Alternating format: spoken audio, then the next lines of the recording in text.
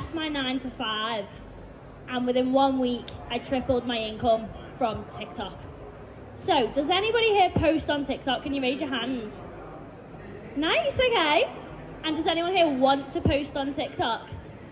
Amazing, this is going to be a great audience, perfect. So let me tell you a bit about me.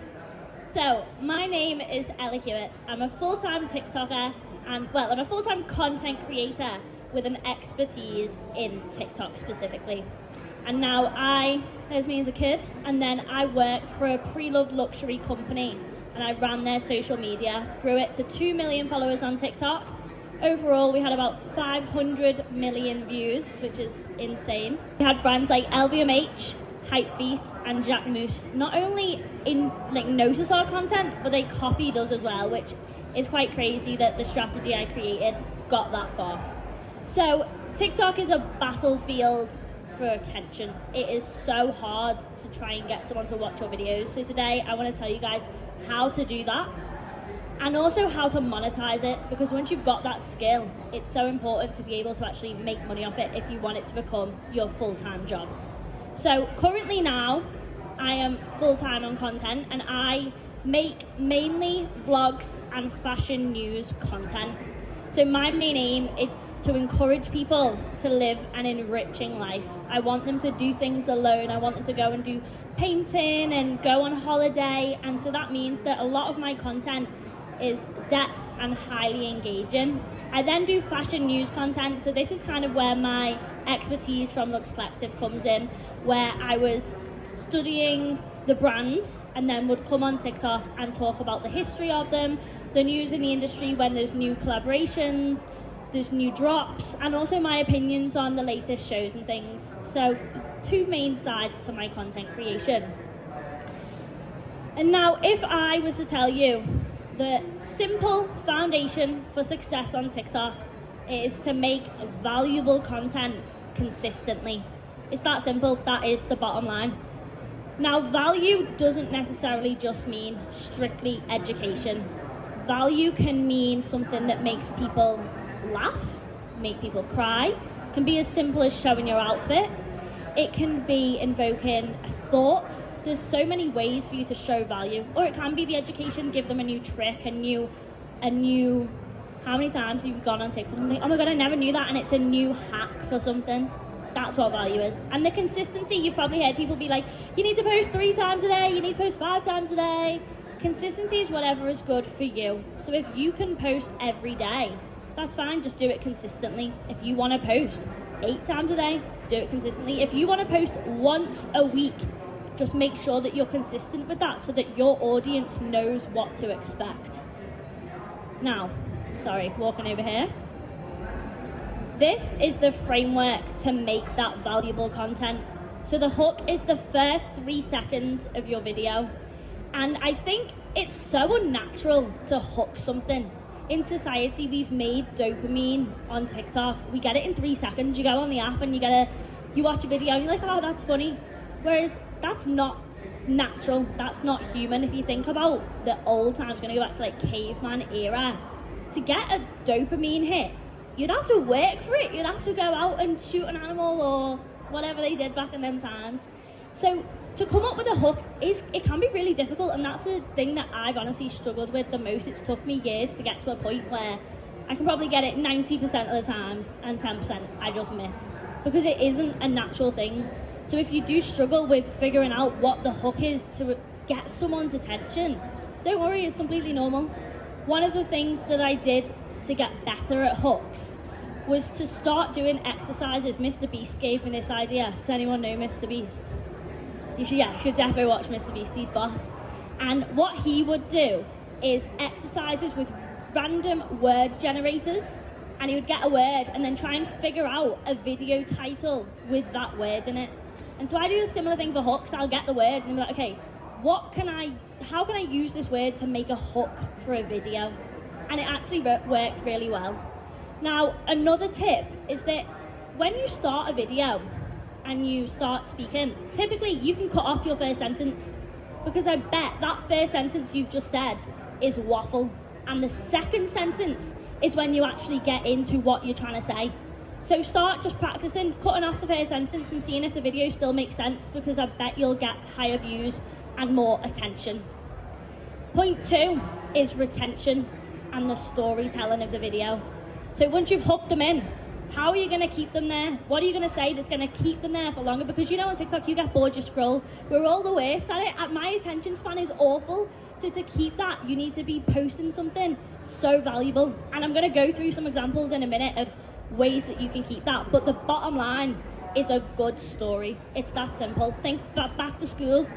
When you wrote a story, your teacher would be like, boring. You'd have to be told to add in words like similarly or then or...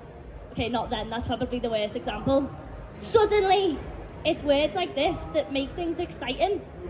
And in a story, I don't know if you guys see it, when you see a vlog on TikTok, it's not got many likes yet, it's clearly just been posted. Come with me to Tesco, I'm gonna do my Sunday day. So I woke up and then I made a coffee and then I got in the car and I'm bored. I am so bored. You need to make your stories exciting. It's not as simple as just chronologically going through the events, because what movie just chronologically goes through the events? It's more fun, it's more exciting. And lastly, it's the conversion. And I believe the value you provide influences the engagement that you receive. And I'm going to break that down a little bit for you. So I think if you make something that fulfills the promise of the hook, you're going to get likes. If you make something that makes someone feel, not only will you get likes, but you'll probably get a comment. Oh my God, I so relate to that. Oh my God, I've never been able to verbalise that feeling before. If you make something really educational, like a hack or a cool outfit, you're gonna get saves, you're gonna get likes as well. And if you make something that makes people really feel, oh my God, I relate to that so much, or oh my God, that really made me laugh, you're gonna get the share. They're gonna share it to their friends, they're gonna share it, they're gonna repost it. So you have to think about what value you want to provide.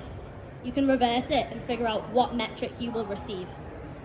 And also converting it to money, but I'm going to talk about that a bit more in a minute. Firstly, I'm going to break down some viral videos. Now these are pinned on my profile if you actually want to watch and hear what I'm saying. So this first one, Royal Mail Gate, I'm calling it, because I don't know if any of you have seen this. You're laughing, you've definitely seen this video. The premise of the video is, it was my birthday dinner, it's a Saturday, Royal Mail came to my door, it wasn't my birthday dress, and I was like, oh my God. So I broke down in tears to the Royal Mail man and was like, where's my birthday dress? Like, oh my God. And so the hook of this video, as soon as I closed that door, I picked up my phone and was like, guys, I've just cried to the Royal Mail man. So immediately you're like, the hook, she's crying, why is this girl crying? What is going on? The second thing, I'm like, I've cried to the Royal Mailman because my video's not been delivered and it's my birthday dinner and I've not got a dress. And so he's told me to go to the depot. So now you're like, oh my God, is she gonna get this dress? She's gonna bring us along. So you've got the hook, you've got the introduction.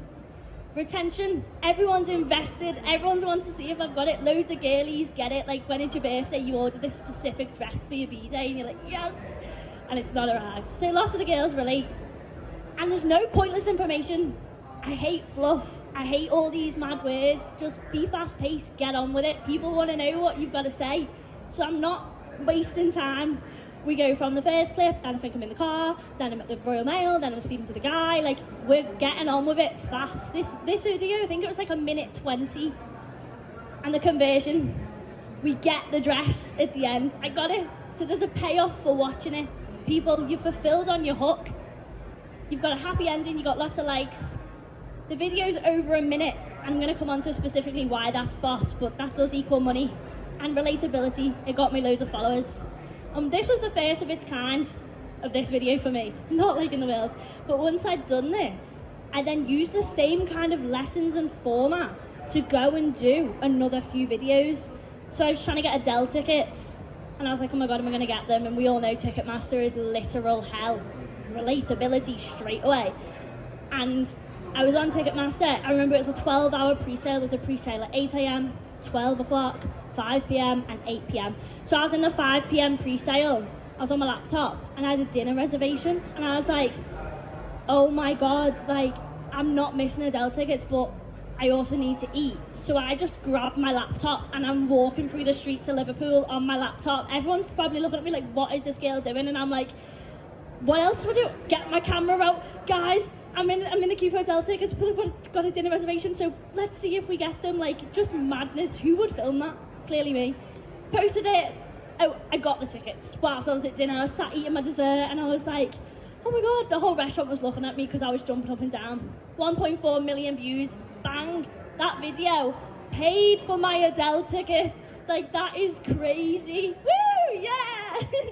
And then same thing applies, Kylie Jenner lip kit. I was like, my lip kit was like a centimetre. I was like, guys, I'm trying to find this lip kit.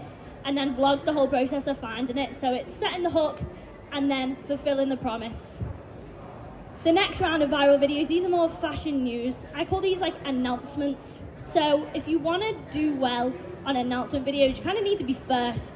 And because I've worked in the fashion news industry, I've got the connections to be first. So they announced the Met Gala theme exhibit, and I'm a big, big fan of the Met Gala. They announced the co-chairs. And so I straight away, I didn't even take my heatless curler out, got on the phone to my friend, and I was like, oh my God, have you seen they've announced the Met Gala? That's your hook of the video. Immediately, the first to say that, people are hooked in. No, I didn't know that because it's only just happened. The second one, I'm on the phone to my friend, the viewer becomes the fly on the wall. It's like when you're sat on a bus and you can hear the conversation next to you and you're like, what are they talking about? That's what this format does. Then the retention, the viewers join in the conversation. So I was like, guess who the co-chairs are? So my friend Ethan's on the phone. He's like, Lewis Hamilton. I was like, yeah. So people are guessing along. People are like, oh my God, why is he not saying this? And I was giving Ethan clues. I was like, basketballer, best basketballer. And he was like, Michael Jordan. I was like, pretty sure he doesn't play anymore. I don't know. It was LeBron James, and so people were commenting, like, I was screaming LeBron James at the phone. So you're getting this retention, conversion. And so giving it in a consumable way, you get likes. This got tons of comments. It got 16,000 shares because I was the first to post about the Met Gala announcements. The shares were so high. Follows because it was such an original format. People were like, wow, this is such a good way to get fashion information. And lastly, brand deals, because it was an original format. Brands were like, whoa, she can announce our news like this. So I got brand deals, and that's quite rare that you get brand deals from a viral video. It doesn't happen very often. Same format was then used to announce the cover of Vogue in October, and Rihanna's baby name. Rihanna's baby name was the OG that I discovered this format, and I did it at lunchtime when I used to work at this fashion company. And I said to everyone in the office, there's like 20 of us around the table, I was like, guys, Rihanna's baby name's just been announced. Hook. Retention was having 20 people shout out baby names. And I was like, it begins with R. Then everyone at home's playing along. And I'm like, it's not a normal name. And people are like, rice. And saying, I can't even remember, you'll have to watch it, saying the maddest words. I was like, no one's close, no one's close. And the deliveries I announced at the end, I was like, I think it was Riot or it was Riz, I can't remember which child it was. 5 million views in 30 minutes on my lunch break. I earned more than my salary. That was crazy.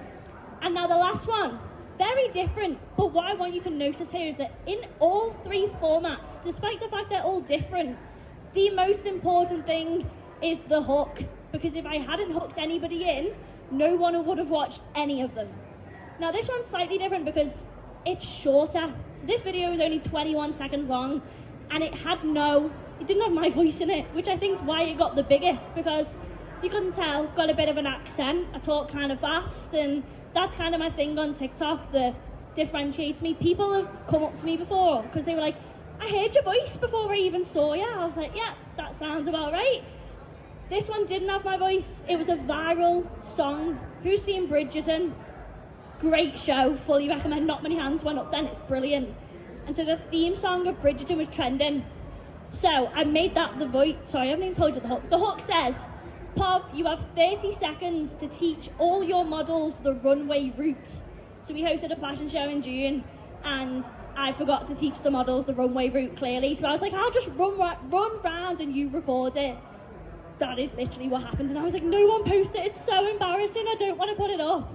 And my manager was like, post that video, please. And I was like, okay. Whacked a song. It literally took me less than 60 seconds to make this video. Whacked it up. The song kept people engaged. The fact I immediately delivered on seeing the route, so simple. I said it was going to be 30 seconds, it was only 21, and that converted. It got 10.9 million views first of all, it took me 60 seconds.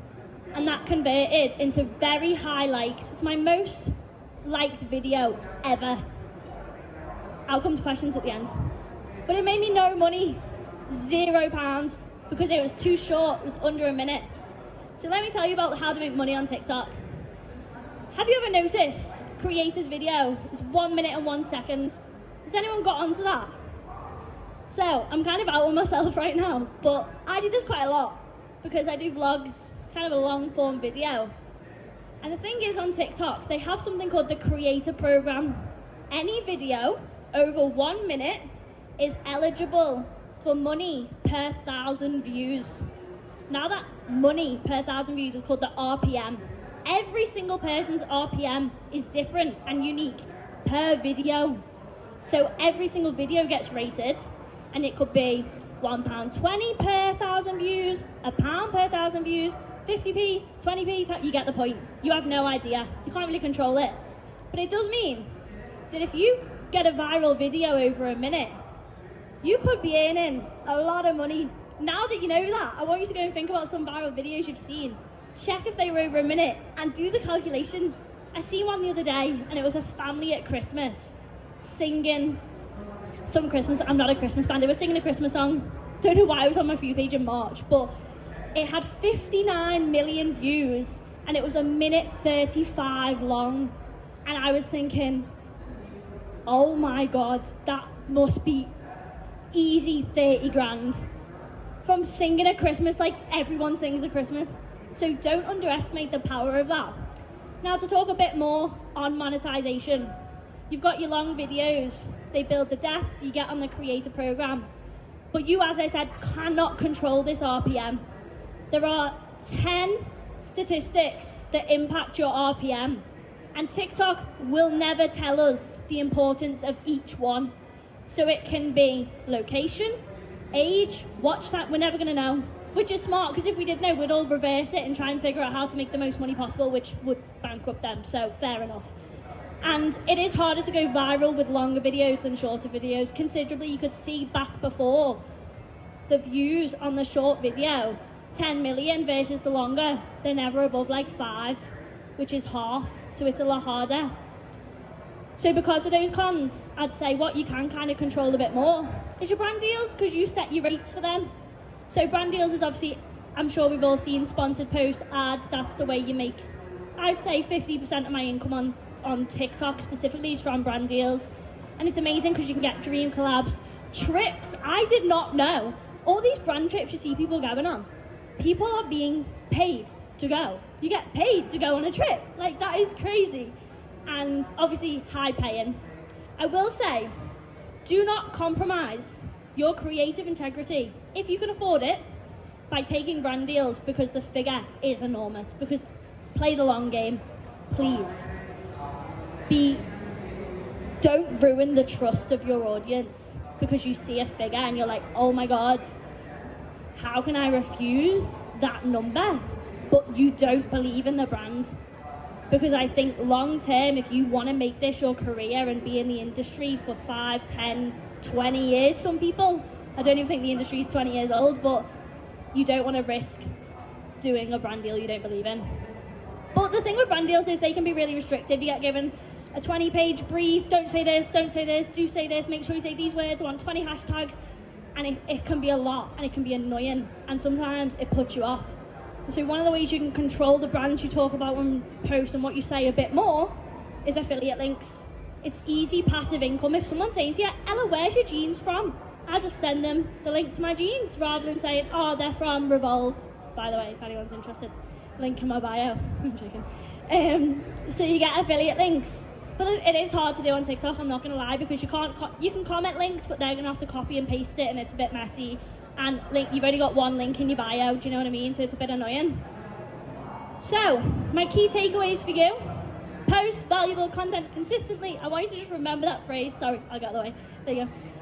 Never sacrifice your creative integrity, and I haven't really spoken about it that much compared to everything else because I focus mainly on number one, all the tips, but it is really important. And once you've got number one down, it's time to focus on number two and make sure that you're doing things that feel fun and feel good for you. And number three, don't let the hate or perception affect you too much. Build a thick skin and a strong support system. And I mean it, because if the hate ever does, and if all these negative people watching your content bothers you or they're leaving horrible comments, they're still watching, and a view is still currency directly, as I've just shown you. So don't let it stop you. And now if you have any questions, please raise a hand, and all these slides will be on my website, hewitt.com, end of day today. So if you want to go back and look at anything, they'll be there. Thank you guys so much for listening. Thank you. Yes, you in the red because you've had your hand up before. Wonderful presentation. Thank you. I was curious, like that video you showed where you're running around showing the models where to walk. How can something like that get 10 million views? I'm just genuinely curious because what from your analysis, what are people what got them so that so many people want to watch this? Just somebody just going around with the chairs. I think it was the combination of the trending sound here. Bridgerton theme tune was a massive this week on TikTok, so I think that was a big part that I noticed that so early. The fact that it just held retention. So once you've heard the sound and you're in it, then it's like, okay, well, this is 30 seconds of my life and I'm intrigued now, which way is she going to go? And the fact that there was no voice, so you didn't need to understand me, so it had a lot of views not from the UK. So it reached the other audiences, and I think that's what made it so viral. Thank you. Yes. Hiya. Hi. Does time of day of posting matter? Ooh, I think to a degree. Don't post a video at 2 a.m. in the UK. That's not going to do as well. I think as long as it's waking hours, the quality of the video is more important and can make it go viral enough. I've posted videos at all times of day and not noticed much of a correlation. So I think between 8 a.m. and 8 p.m. Honestly, it doesn't really matter. Thank you. Hello. Hi, hello. Great presentation. Thank you. What should you not do? Not do? Not do. So avoid. On TikTok generally? Yeah. I feel like there's very little you can't do on TikTok. I feel like there's space for everybody. I feel like even if you are giving your opinions and they're negative, you're going to get hate. But there'll be probably someone who agrees with you. I'd say don't waffle. That's my biggest one probably, is make sure that you are being valuable, and typically waffle isn't. And okay, don't respond to hate. I've made that mistake before where I've had someone make a video about me or something and I've responded to it and you have literally just added fuel to the fire. I would say don't do that. Other than that, I think try everything and anything. And also, what I say here works for me. It doesn't always work. The basics, yes, but me being fast-paced and I talk really fast, I wouldn't go and tell Nara Smith to do that, because Nara Smith, if you don't know, she makes food videos and she talks really, really quietly and really slowly. And it really works for her, and she's got millions of followers. And I think that's the great thing about TikTok, is that two contradictions can exist on the app. So just do what works for you. I hope that helps. Any more questions? Yes, over there. Do you have any advice on trending music and which ones to go for, or if they've got a million, if a trending music has got a million views, or as opposed to 3,000 views? Any advice on that, or hashtags as well? Okay, I actually don't use hashtags at all, which a lot of people are like, what? I just don't, I never have, and I don't really know what difference it makes personally. I think as long as your caption is SEO, what's the word? If it's SEO based. So I always say this video, okay, not that one, that's the worst example.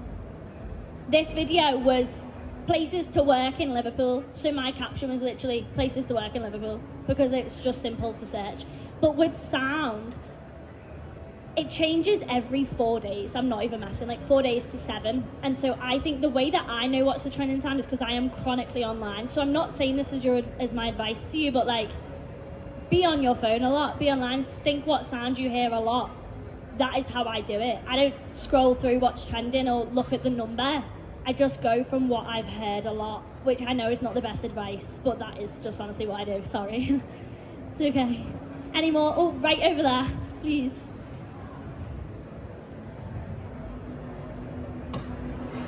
Thank you, hon. Hello. Hiya. I've missed the beginning, so I apologise if you've already covered this. But okay.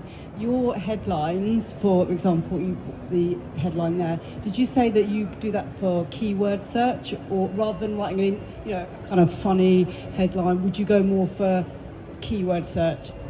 Okay, so this is a caption. So I'm really big on captioning all my videos because 40% of people don't have their sound on when they watch the app.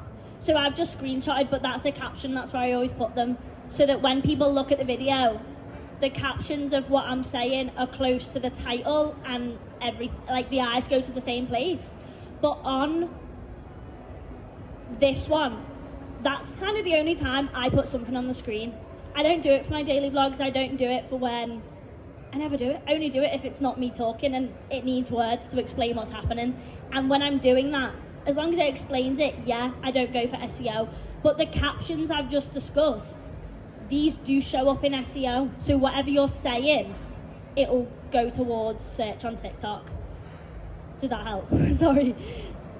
Thank you. Any other questions? Oh, over there, please. Thank you.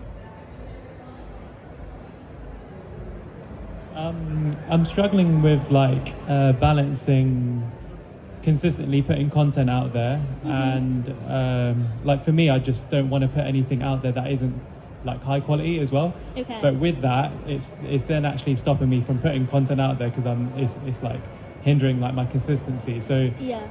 Is there any structure that you have, or how do you balance that yourself? Is that a struggle that you go through? Do you feel like you want it to be perfect? Is that the problem? Yeah. Okay. I feel like this is more of a mindset thing that you've just got to get over. And it becomes a problem for me when I'm insecure. So if I'm having a week where I'm like, then I will feel like, I don't want to post that. And then the next week when I'm feeling more confident, I'll post it from my drafts and be like, oh yeah, it's fine. So I do think it's just about not feeling that bothered by people's opinions and just posting it. And I do understand that you never want to put something out that you're not fully in love with. Yeah. But I think the bottom line of being a content creator is that you are a creator. And I think we're never fully happy with something. I can go back and watch every video I've shown you today and tell you something I would change. But if I changed it, it wouldn't be viral and I wouldn't have the money from it. So just post it, honestly. Just do it, as Nike say, yeah. Thank you. Any other questions? Or one just behind you there. Thank you. Hello. I would like to ask, I got a couple of questions. My first question is, do you believe that popularity gains more popularity on social media? Yes. Bottom line, yeah. If something's got a lot of likes, you're probably more likely to watch it to understand why it got so many likes. Do you get me? Whereas if a video you see on your For You page only got 7 likes and it's just been posted, it's more likely you are going to scroll. So yes. Okay. My other question is, do people not find it disconcerting when they hear, for example, I don't know how to explain it, but you know the little hooks that people do in the first few seconds, like you mentioned? Do people not catch on that it's just like a little fad to hook the people in? And do you not realize it, or is it over before it's even begun? I think the type of hook that maybe you're envisioning is a certain, here's how to make your video go viral in 3 steps. Is that what you mean? No, I'm talking about the people that actually use that technique. As in, is that the bad technique and do people get onto it? Yeah. Do you feel like people are so If it's not, simple-minded? I think it depends on the viewer. I mean, I'm one of them, but If you want to learn how to go viral in 3 steps, then you're like, great, that's the video for me. Do you know what I mean? But if why is it you're- never 2 steps? Anyway, thank you. Sorry, too many questions. Okay. Any other questions? Did you just put your hand up? Oh, okay, sorry. Awful timing. Yes, down here, please. Hello. Hi. So at the beginning of your video, it said that you have two main niches, vlogs and fashion. I've seen a lot of videos that say that you should only stick to one niche. I was wondering if you had any thoughts on that, or if you've had any like kind of experience with any issues with having multiple niches. Yeah. I always think you don't need to put yourself in a box. I think it is harder to grow if you don't have a clear example of what your content's going to be. So like if you go and look at my followers, you might be a bit shocked. I've only got 80, I think it's 80k on TikTok, which isn't that much, but that's why it's important to know how to monetize correctly. But I do think it's harder to grow with followers if you aren't niched down. But then what I say to that, on the other side, I have friends who have 1 million followers and they've only ever posted makeup content the whole time. They are so in a box and now they don't want to make makeup content anymore. It's been 4 years and they want to show the new house they've just bought and no one's bothered because no one knows them. So make you your niche, and that's what I think I've tried to do. That's playing the long game. And it kind of is annoying because it's slower, but if you're playing the long game, it's worth it, so stick on it, you're on the right track. Thank you. Anyone else? Yeah? Just like platform questions. So I haven't used, I've watched sometimes TikTok, but I haven't posted there in a long time. Like maybe 2 years. Yeah. But I'm more active on Instagram. Would you recommend, like, if you have not posted TikTok, should you create a new account? Does it have to have a new, or you can use the old one that is not active? Is there like some kind of algorithm that affects those things, or not so much? And if you also put this stuff on Instagram, because Instagram, a lot of my friends there, but Instagram doesn't pay from what I've seen. Yeah, right? it So doesn't in the UK. how do you balance the two? And thoughts on if you have an old account, can you still use it, or? So do you have a big following on your old account? No. No, then I think it would be fine. I think the only occasion it would be an issue is if you have 50,000 people who are used to seeing camera reviews and then you want to do a new account and talk about something completely different. You might as well just start a new account rather than post, but typically it won't matter. Not at all. Anyone else? So I post everything I post on TikTok, typically on Instagram, unless I'm bothered about like perception, and then I get in my head and I'm like, oh, I don't want to put it on Instagram, because I think we all naturally are a bit more worried about people's opinions on the app that used to be so pristinely perfect. I have noticed the difference though more recently, that it has gone back to being more aesthetics and shorter videos on Instagram. You don't have the same, I don't have the same success that I do on TikTok. Interestingly though, there are some videos, and I think I need to study it a little bit more. There's some videos I'll post on Instagram, YouTube, and they go viral on all of them. And there are other videos I'll post it on TikTok and they'll get no views, and I'll post it on Instagram and it'll get millions of views.